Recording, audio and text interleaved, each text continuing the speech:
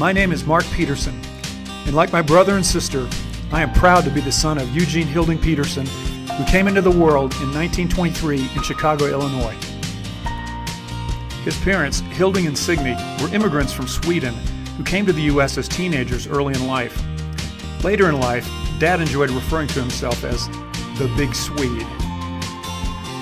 Hilding was a maintenance man in an apartment building in Chicago during the Depression. Hilding and Signe had a good name in their neighborhood of Hyde Park in Chicago. They both loved conversation and had a fun sense of humor. Gene grew up on the south side of Chicago at a time when the city took on some glitz and glamour in the big band era. They lived not far from the South Shore Country Club depicted here. At the top, you can see the smokestacks of the steel mills where Hilding worked for a time. Gene worked there too. Before this, he also worked at a neighborhood pharmacy called Mauer's Drugstore behind the counter for the soda fountain.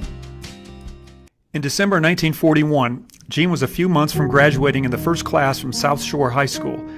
Seemingly out of nowhere, the Japanese attacked Pearl Harbor on December 7, 1941. That changed everything for everybody in the U.S. then. After graduation, Gene volunteered for the Marine Corps, about which he later admitted he knew little.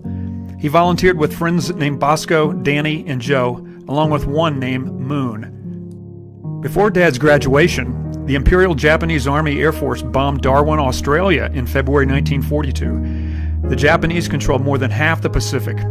These were dark days for the Allies. Dad entered boot camp at Camp Pendleton in San Diego, California. Most all of what I will relate now comes from Dad's book, Still a PFC. Dad was probably the most well-adjusted combat veteran ever, but he almost never brought up his military experiences. He and his unit moved to Camp Dunlap in the desert east of San Diego for the last part of his training. After this, he was never in the desert again. Didn't we have someplace in Florida the Marines could have trained for fighting in the tropics? Dad shipped out with his 3rd Marine Division, first to New Zealand in early 1943. His buddies were bunked 8 deep and experienced seasickness for most of the 17 days of high seas and storms. His unit then deployed to Guadalcanal in June, then moved north and made amphibious landings on Bougainville, another of the Solomon Islands, Guam, and then Iwo Jima. Surprising to many today, the telephone was the primary means of communicating between fighting units then. Dad served as a combat wireman. This meant he had to move around the battlefield rolling out wire or repairing it, as vehicles and explosions often cut the phone lines. Primarily, he and his fellow privates would run wire from the firing batteries of the 12th Marine Regimental Artillery to forward observers. Such cannon fire could be precise and would account for half the casualties inflicted on the enemy. Dad's unit came to Guadalcanal in June 1943. The Japanese army was no longer there. However, living in tents at one end of Kearney Airfield, his unit received nightly bombing and strafing from the Japanese Air Force. On November 1st, 1943, Marines made a beach invasion of Bougainville. It was slow going in the jungle and swamps, as well as on Hellzapoppin Ridge. Nothing moved at night during these battles. In the jungle, the nights were pitch black. Imaginations had to be checked in order to not give away one's position. Dad and his foxhole mate named Kelly took turns praying throughout the night. One time, Dad asked Kelly if the clicking sound he was hearing there was Kelly's rosary beads. Kelly's response was terse. "Shut up and pray." That's probably the advice many pastors would like to give in some counseling sessions today. The Army's 37th Division relieved the Marines on December 28th, who then returned to Guadalcanal.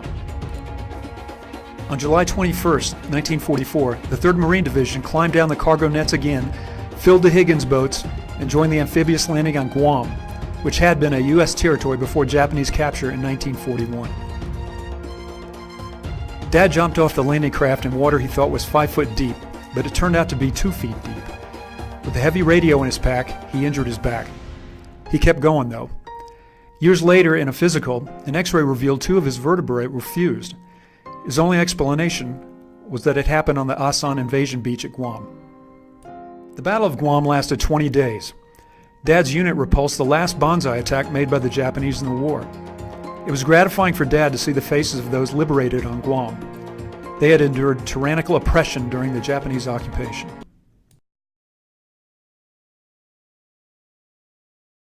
In December 2017, Dad and I had dinner at Jim and Nick's restaurant here in Smyrna.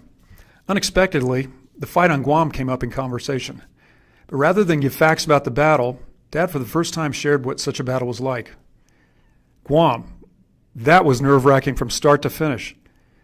I then asked, if it was that bad, what was Iwo Jima like? Dad said, we were much calmer. We knew we'd be hit. We'd been listening to the radios, and the units that went in first were having a tough time. On day 3 of the battle at Iwo Jima, Dad's 3rd Marine Division went ashore. The fight was supposed to last 3 days, but it lasted 36. The Japanese regarded Iwo Jima to be part of Japan. Of the 21,000 Japanese soldiers on Iwo Jima at the beginning of the battle, only 216 were taken prisoner, some of whom were captured because they had been knocked unconscious or otherwise disabled. Dad rarely saw a Japanese soldier alive. He had an abiding respect for them because they fought for their cause to the last man. Iwo Jima was unique among Pacific War Marine battles because the dead and wounded of the U.S. exceeded those of the Japanese. The Imperial Japanese Command was sending a message to the Allies about what an invasion of Japan would be like. The island is about the size of Viney's, Georgia, between I-285 and the Chattahoochee River, south from Highway 41. During the battle, more than 90,000 men on both sides fought there. Visiting a beach cemetery is different from visiting Arlington National Cemetery, where many high-ranking and civilian leaders are buried. At beach cemeteries, it seems that 80% of those there are privates. That represents the structure of the forces that landed there on those beaches. Iwo Jima was the costliest battle the Marine Corps has ever fought.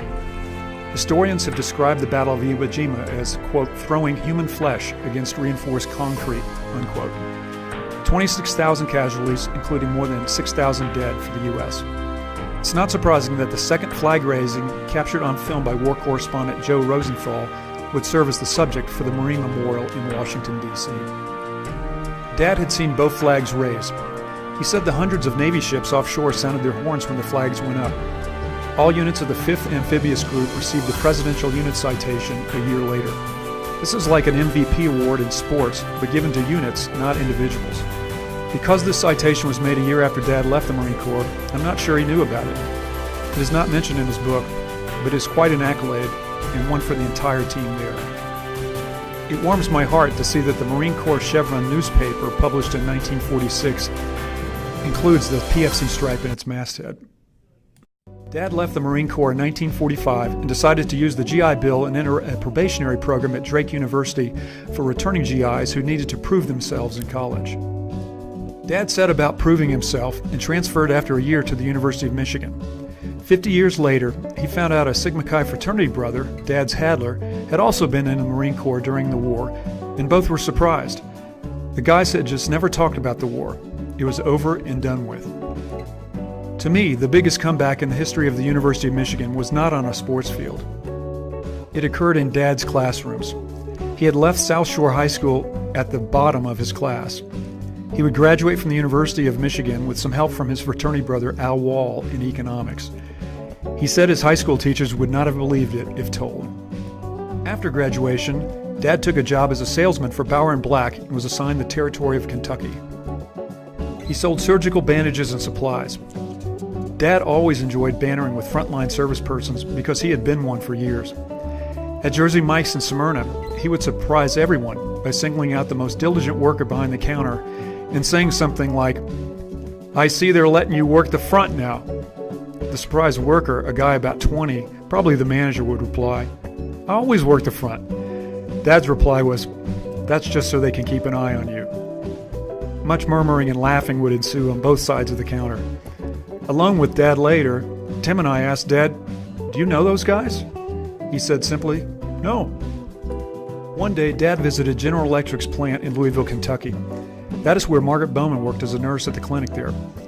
To Dad, meeting Mom and marrying her was like hitting the jackpot. How many times does the guy at the bottom of the high school class get to marry a valedictorian, which Mom was at high school in Berea, Kentucky? This just doesn't happen. It defies the odds. He was one lucky guy.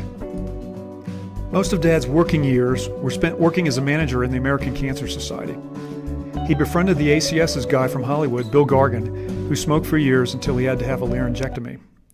Dad did not meet Elvis, although he did meet teen idol Ricky Nelson. Opposing the ACS was the tobacco industry, and they had their own people from Hollywood. I'm a professor of marketing, and I see the tobacco companies being more effective at marketing than any other industry. If one is judged by the challenges taken on, Dad rates highly.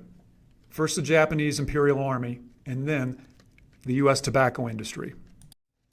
After leaving Kentucky for 6 years in Pennsylvania, the Petersons, with daughter and 2 sons now, moved to Atlanta, Georgia in 1966. Atlanta was the city too busy to hate. Sports teams were arriving. It was an exciting time in the city's history. Dad loved life in Atlanta. He lived here 52 years. When we first visited Stone Mountain, the Confederate Memorial was being completed. Tim was 12 and I was 10, and we were newly arrived in the South. We asked Dad when we were standing in front of the mountain, "Who is that guy up there on the carving with Robert E. Lee and Stonewall Jackson?" After a pause, with the utmost deadpan, as only a Chicago guy could do, Dad replied, "That's Sid Feldman. He put up the money for the project." In Dad's yearly calendar, 3 dates stood out above others. The first was April Fool's Day. Son-in-law Don Martin received many early morning phone calls with Dad shouting, "The Metcalf's house is on fire." Daniel Armstrong would likely have been in line for his share of Dad's pranks. This pranking came from Dad's father, Hilding, who was said to take the opposite position politically with anyone he met. The next big day was June 19th. This was Dad's birthday. He developed a chant, "June 19th is Daddy's birthday." Kids loved it. This way with kids came also from Hilding, who went out of his way to have fun with kids. The biggest day of the year, though, was Christmas. Dad and Mom spent much of the year collecting things to share as presents on Christmas Day. Dad would offer a toast on such days, simply saying, "To the good times," and we had them year after year. Mom and Dad's anniversary was December 29th. Dad's top hat, worn on his and Mom's 50th anniversary, was what he would wear to pick up those arriving from out of town during the Christmas season at Hartsfield-Jackson Airport. In his work for the ACS, Dad traveled every week, but he had a way of being 2 places at once. We thought he was around, but he wasn't. Phone calls were one way he did this.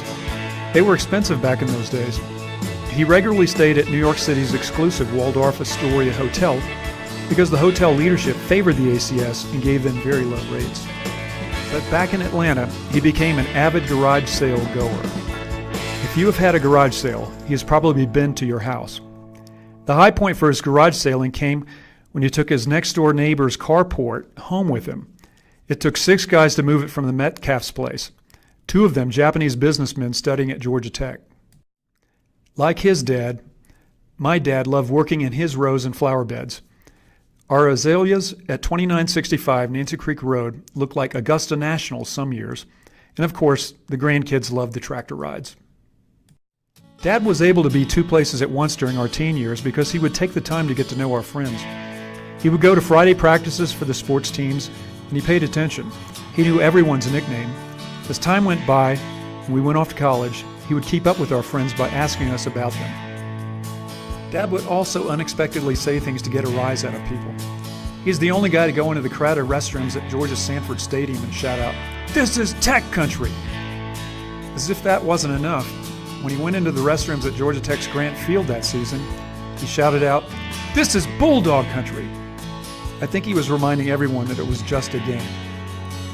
In retirement, Dad sat down and wrote his recollection of his Marine Corps experience in World War II.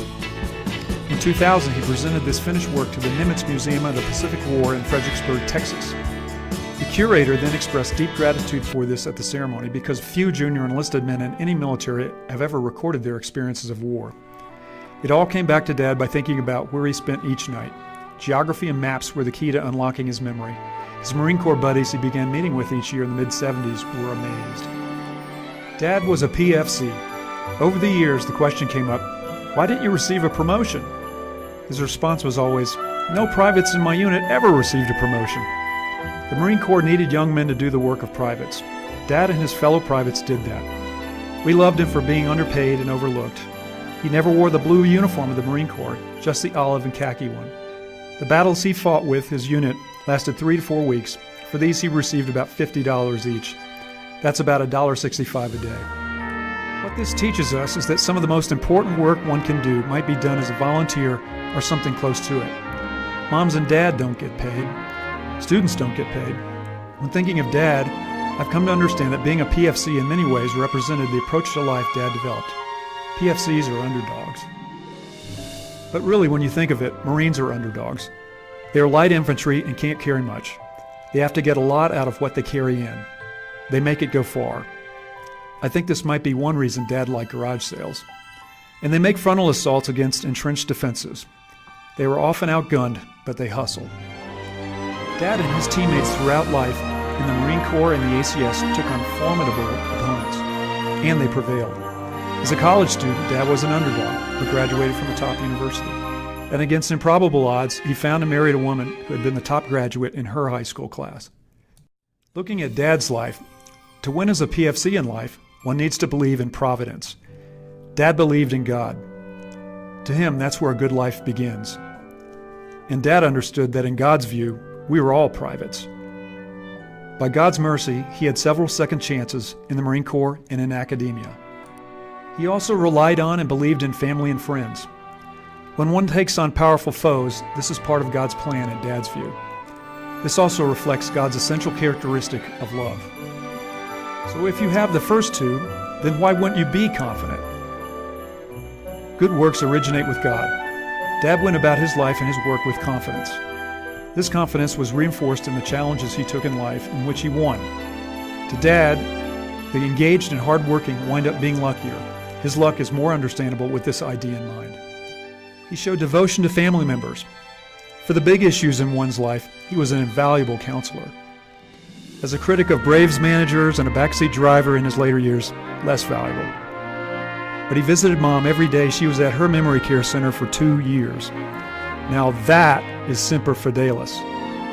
After her death in late 2016, he would point to her photo in his upstairs room and say with confidence, "She is with Christ now."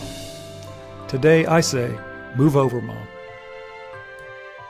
Gene was an original, and his will to win was important to this uniqueness. In his last weeks, he resisted moving to an assisted living center, insisting to Margaret Ann and Tim, "I'm going to get better." That's why so many love Gene Peterson. We need to hear that things are going to get better. Gene could say it convincingly. He made us believe it. We are stronger for moving forward, and you were one of the few who thought we could. Now we can see you were right. Thank you, Gene.